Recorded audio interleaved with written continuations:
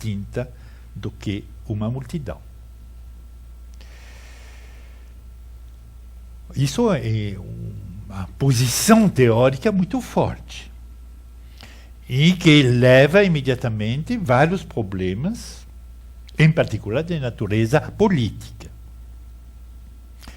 Se as instituições são, nas suas modalidades de funcionamento, comparáveis ao que ocorre na multidão, isso implica uma consequência maior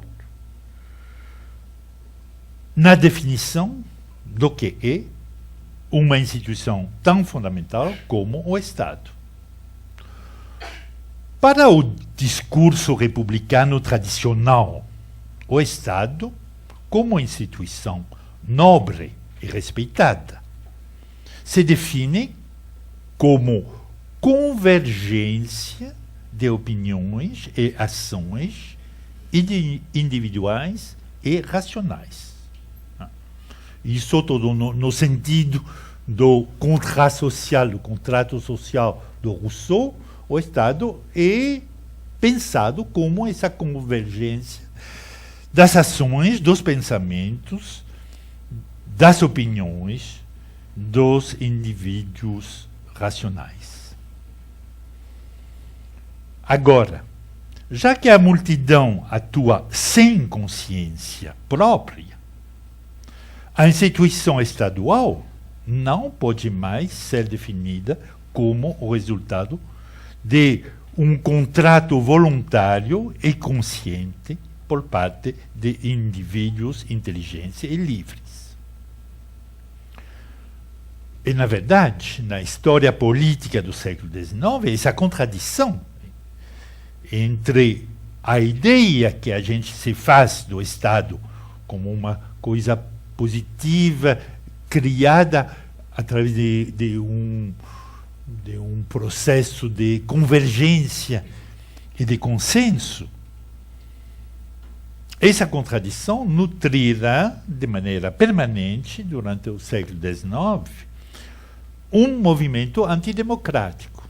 Bom, se o Estado funciona como uma massa, por que vamos delegar o nosso poder a esse corpo inconsciente chamado Estado? Do outro lado, os republicanos democratas, como Durkheim, defenderam a posição segundo a qual, através da educação, através da reconstituição de uma moral civil, era possível obviar a falta da consciência das massas.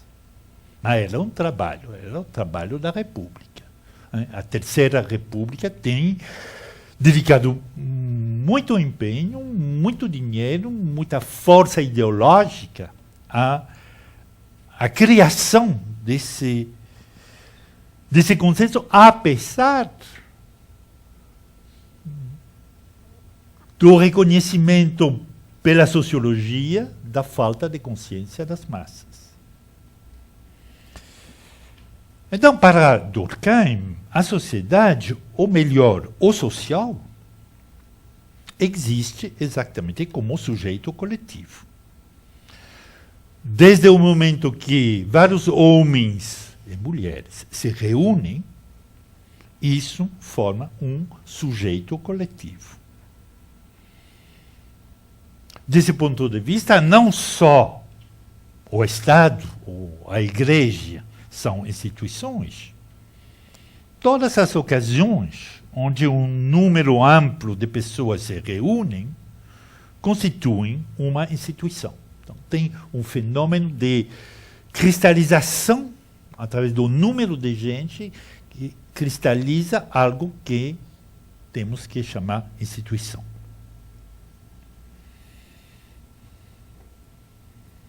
Por consequência, todas as pessoas implicadas nesses agrupamentos estão submetidas as regras de funcionamento das instituições.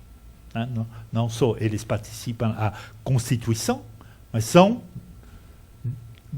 já que existe a estrutura institucional, eles têm que se submeter às regras de funcionamento institucional. A multidão representa, pois, para Durkheim, a manifestação privilegiada da aparição do sujeito coletivo como entidade autônoma, exterior a cada um dos membros daquela multidão. A instituição é exterior aos membros.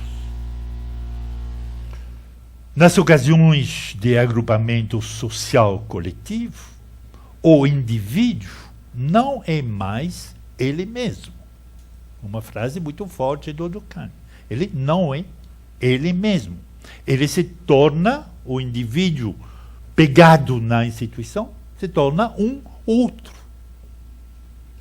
Até o ponto de os valores coletivos virem a se substituir aos valores próprios e conscientes do sujeito. Então, você vê quanto forte é essa lógica da instituição. Toda pertencia, não sei se a palavra existe, mas no sentido de dependência. Então, eu faço parte de uma instituição, então pertenço a essa instituição. Essa pertencia, ou dependência social, obedece à lógica do Durkheim chama isso o fenômeno social. No grupo social, na sociedade, os valores do sujeito a ele se impõem desde o exterior. Assim, toda a pertencia social, ou dependência social, é sujeição. Então, essa palavra vai nos ocupar um tempinho. Sujeição. É sujeição porque estou na dependência das regras que se constituem na instituição. Aqui aparece, com essa palavra sujeição, uma ambiguidade, também uma polissemia, ligada à raiz do conceito de sujeito. Polissemia essa sobre a qual Louis Althusser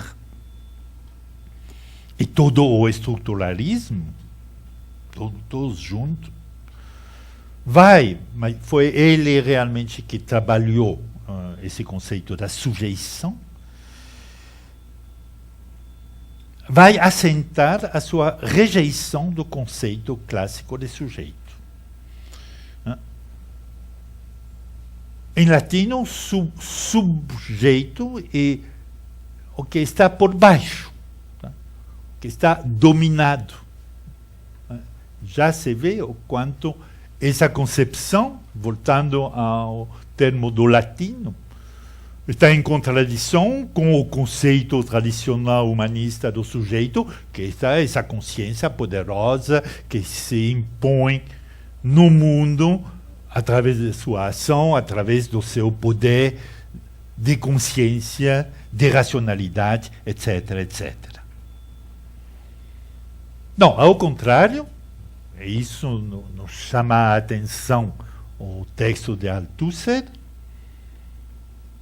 toda sujeição é um efeito de poder. Não é poder, é efeito de poder. O sujeito é efeito do poder. Isso também foi escrito várias vezes por Michel Foucault, o primeiro Michel Foucault.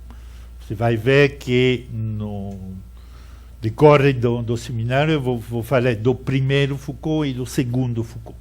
Também do primeiro Barthes, do segundo Barthes, do primeiro Goldman, do segundo Goldman. Bom, então, estamos num momento de de transformação. Então, os pensamentos se transformam. Estou contando a história das transformações. Mas para o Foucault, primeiro, depois ele vai discutir a questão do poder. Né? Mas, para esse primeiro Foucault, o sujeito é efeito do poder. Para Althusser, a subjetividade existe meramente como produto da ideologia burguesa. Essa subjetividade aparece no discurso de Althusser como imposta ao indivíduo desde o exterior. Então, pelo grupo, pela classe. Ela fica, de uma certa maneira, como um lugar pronto para ser descoberto, para que o indivíduo se descobre a ele mesmo como sujeito. Descoberta que ele faria como se essa subjetividade, fosse a própria essência dele. E daí o tema, repetido quantas vezes nos textos althusserianos, digamos, daí a ilusão de ser um sujeito. A ilusão porque não é uma decisão minha, é só que eu vou ocupar um lugar preparado pela ideologia, preparado para mim e para me enganar. Na verdade, o indivíduo está só, e essa é uma palavra fundamental para Althusser e, de uma certa maneira, para todos. O indivíduo está interpelado enquanto sujeito pela ideologia. Não somos livres de ser ou não ser sujeitos. Somos determinados ao ser. Bom, a ilusão do indivíduo é de crer nessa interpelação,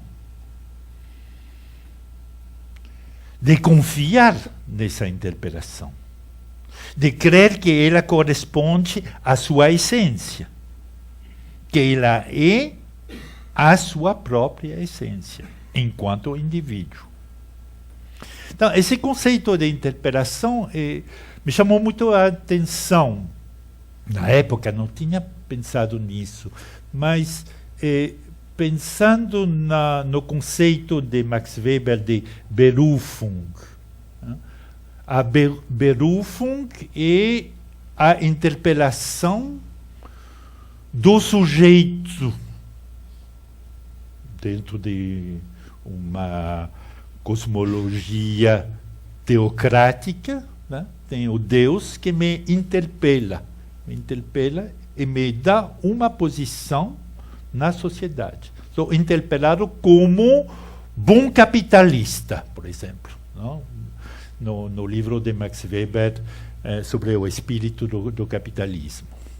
Então, acho interessante, e não teve realmente tempo de trabalhar, de elaborar mais para frente essa conexão entre o conceito weberiano de Berufung e o conceito de interpelação do Althusser, mas acho que dá para pensar. Não? Dá para pensar porque, nos dois casos, se trata da maneira como as instituições chamam os indivíduos a eles serem tal ou tal sujeito, a se crer e a agir como sujeito.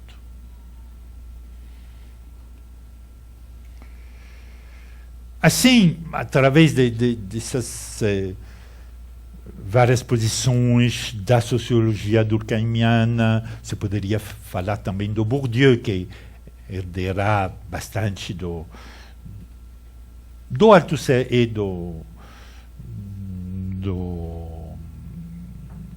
Durkheim. O sujeito, como conceito da metafísica ocidental, se revela uma construção social. Uma construção ideológica e ainda mais uma construção perversa, enquanto o sentimento íntimo da autonomia, esse sentimento que é próprio à consciência de ser sujeito, nada mais é que manipulação e determinação pelas instituições sociais, as quais, como bem se sabe, o Althusser chama de aparelhos ideológicos de Estado. Bom, na bibliografia mencionei esse importante artigo sobre os aparelhos ideológicos de Estado. Nem esse nem os outros vou poder comentar completamente, mas entram nessa história, nesse ponto, quando se fala da interpelação e do papel fundamental das instituições. Efeito de poder, como diz Foucault. O sujeito, na concepção do primeiro estruturalismo, é mera ilusão e determinação.